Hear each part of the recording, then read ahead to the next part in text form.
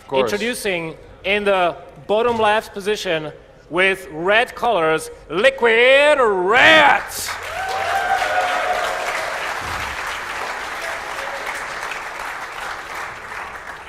And in the top right, from Team Mouse Control, thank you, Belenamar. We have the blue Protoss. It's Darkomicron. Darkomicron, who very surprisingly took a game off red on a map that doesn't favor Protoss matchups very much, doesn't favor longer games, you know, and he took a game off him with just a pretty standard strategy. Okay. Interesting to note here is that unlike the previous game, he's actually decided to throw down a pylon in his own natural. You know, in this case, he does want to go for a Forge Fast Expand most likely, or maybe even Nexus first. And we will see very clearly what's going on once this game progresses. So, you know, lately Zergs have been doing a lot of fast expanding, 15 hatches and stuff like that. But we don't see Red doing that. He's going with a pull first. This time he wants to be really safe. Look at the timing of when he sends the drone down. Exactly the time when any kind of shenanigans, as he saw in the previous game, might happen. So he's adjusting really, really, really well to what he saw Darko do. Darko doing a great job, great job of denying this hatchery. But he does get it down eventually. At the same time, he does have his own Nexus already building, which is, you know, he basically wanted to have the same timing of the hatchery with the Nexus continuing into the Forge. Yeah, so very standard build here by Darkomicron. He probably just feels very comfortable doing his build. We'll probably see gas, and of course the gateway coming up for him very quickly. And from this point, he can do really whatever he wants. You know, he's a game up, he can play macro, he can do a 2-base all-in, he can do 3-base some sort of all-in. The power is his, so to speak. Definitely. So we see that Red probably wants to be taking a fast third base here, already sending a drone there. Let's see, only 2 links out on the field and immediately jumping into Queen production, so definitely wants to get his economy up as fast as humanly possible. Now, basically, as Wyman said, unless we see or until such time that we see Darkomicron putting down his tech path, we can't really tell what's his plan here. Okay. Yeah, at this point, still Red has officially taken map control. He's moving links out on the map. He's taking the first Sonaga Tower, and will now be taking the second one as well. Whereas Darko is still happily macroing away, getting both of his gases in his main. And once the Cybercore finishes, really, we're going to see his eventual tech choice. You know, this is kind of what happens when the Protoss goes Forge Fast Expand. You can't really tell what he's actually going to do. Unlike in Brood War, when he had the Bisu build, and when the Protoss would throw down the pylon in a certain direction, people would be like, oh, he's going to do Bisu build. But yeah, no longer the case. Gateway, of course, the Warp Gate Techno on their way.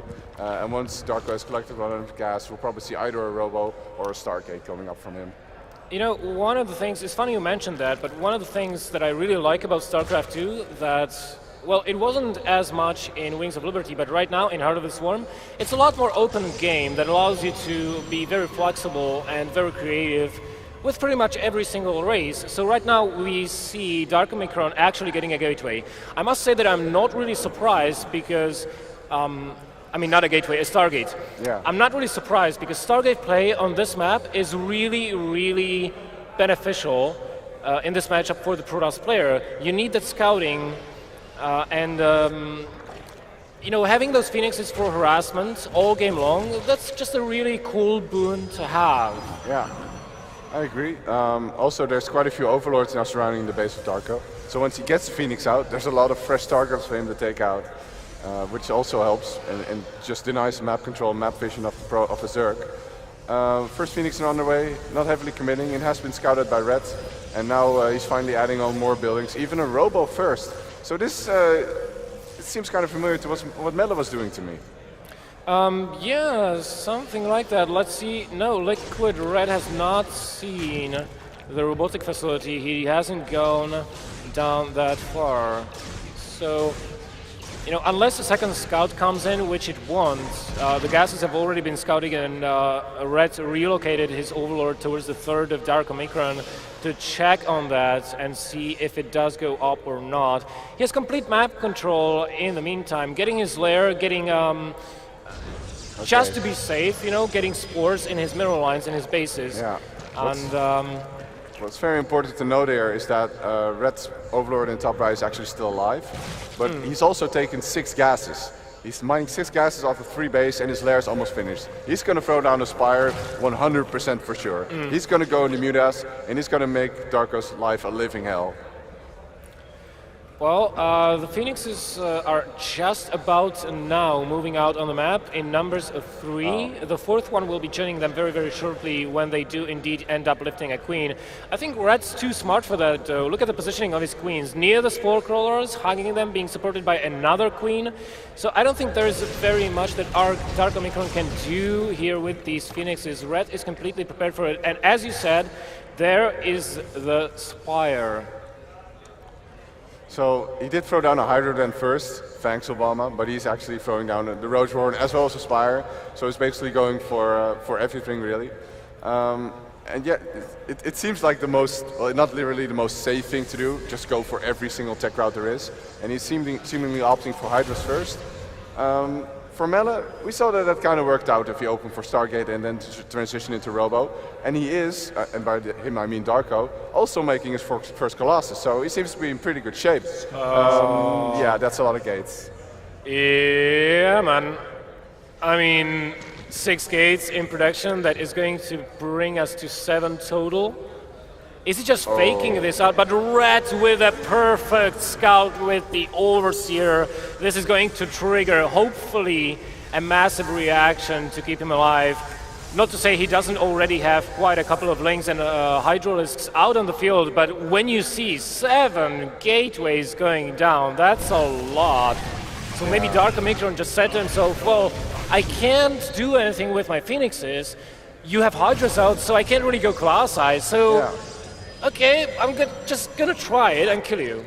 Yeah, Mutas are just not an option. And if we compare this game, the way Red is playing, he's being very laid back. He's not overcommitting with his Hydras, with his Lings. He's just kind of sitting back and macroing, and he's saying, okay, you're gonna 2-base all in. I've seen what you've done. Come at me. And that's what Darko's going to do. He's got his first Colossus out. There's Corruptors out on the map as well.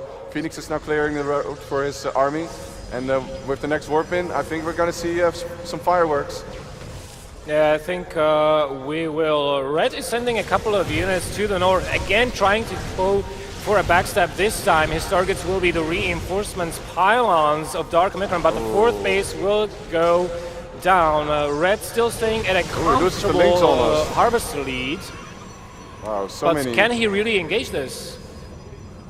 Lots of zealots being warped in here in order to tank against the Hydras and the Roaches. He's actually sending them towards the natural, which is a very interesting position. Maybe he wants to get a surround on the army at the 3rd. Now moves in, Corruptors targeting down the first Colossus. It's going to go so fast. Now they're fighting against Phoenix, don't do a whole lot. Stalker's trying to target them down, but there's just too many Hydras and Roaches here, whereas the zealots are fighting in the natural. Fighting a Queen now, but not doing that much damage. And you know, Darko, he's being beaten back.